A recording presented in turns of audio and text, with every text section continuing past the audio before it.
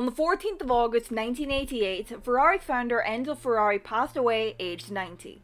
Just under a month later, on the 11th of September, F1 rocked up to Monza for the Italian Grand Prix, where the Tifosi would have been hoping for some form of a miracle to strike and allow their team, Ferrari, a home win amid a season of McLaren domination. A domination that had continued in qualifying that weekend at Monza as they locked out the front row, Senna on pole and Prost in P2. Behind them on the second row of the grid were the Ferraris, Gerhard Berger sticking his car P3, with Michele Alboreto lining up P4. The lights went out and Prost initially got the better start of the two on the front row, but his engine took one look at the Frenchman's desire to be taking the lead after the start and say no, meaning Senna kept the lead, Prost in second, followed by the two Ferraris of Berger and Alboreto, and the arrows of Eddie Cheever rounding out the top five. Senna, being the top tier driver he was and the top tier car he had underneath him, pulled off his teammate. Prost's Honda engine, meanwhile, was still giving the Frenchman problems, but despite that he said fuck it anyway and hunted down Senna despite his car issues. Prost wasn't the only one who'd been struck with some form of mechanical problem in the race, however, as several drivers did fin their races being ended early due to some sort of a failure.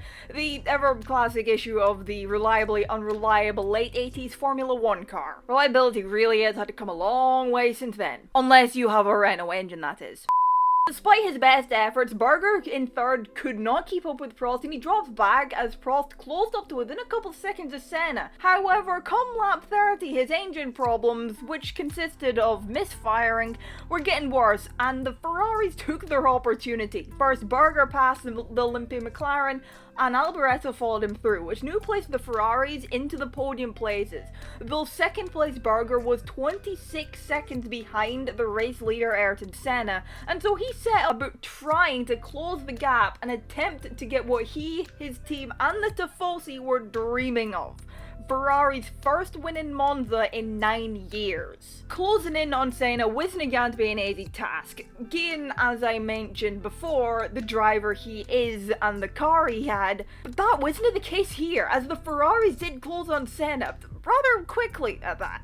Perhaps the Brazilian had used too much fuel earlier in the race and was now in to save fuel, having been pushed into doing so by Prost, chasing him down. Or well, that was the thoughts from Peter Warr from Lotus, Senna's old team. But either way, Berger had closed the gap down from 26 seconds to around 5 seconds come lap 49, at which point Senna found himself coming up to lap back marker Jean-Louis Schlesser in the Williams. As Senna went to make his attempt to lap him at the first chicane, Schlesser locked up his brakes and was headed towards the gravel trap, but he managed to keep it together and avoid the gravel trap. Senna had gone to the inside of the chicane to make his move. However, he hadn't exactly realised Schlesser was going to avoid the gravel trap and turn left to keep on the track, and in doing so would clip the rear right to the McLaren, sending Senna spinning and leaving him stuck on the curb as he watched the two Ferraris roar past him into first and second place, much to the delight of the Tifosi and disbelief of just about everyone, I'm willing to bet. And that's how the race would end, as Gerhard Berger crossed the finish line to claim victory at the Italian Grand Prix and lead home an incredible Ferrari 1-2, with teammate Michele Alboreto just half a second ahead him. It was Eddie Cheever for Arrows who rounded off the podium. Given the sheer domination of McLaren that season, they had won every race up to that point and won every race remaining after Monza. Anyone other than McLaren scoring a win that year would have been as likely as it seems another team other than Red Bull winning a race this year. Hint, it doesn't look very likely. And never mind Ferrari scoring a win at Monza of all places, and just under a month after their founder's passing. That wouldn't have been much more than a hoop heading into the weekend, but thanks to keeping their noses clean and scoring some luck for the racing gods or their rivals, and McLaren being unlucky, they scored that win, and it was a 1-2 no less. Their fifth 1-2 finish at Monza. This would be Ferrari's last win at the Italian Grand Prix until Michael Schumacher took victory at Monza in red 8 years later in 1996, and would be their last 1-2 at Monza until Schumacher and Irvine scored a 1-2 in 1998. Anyway, thank you all so much for watching. Let me know your thoughts down in the comments below. Drop a like if you enjoyed the video, subscribe if you're new, and I will see you in the next one. Bye bye.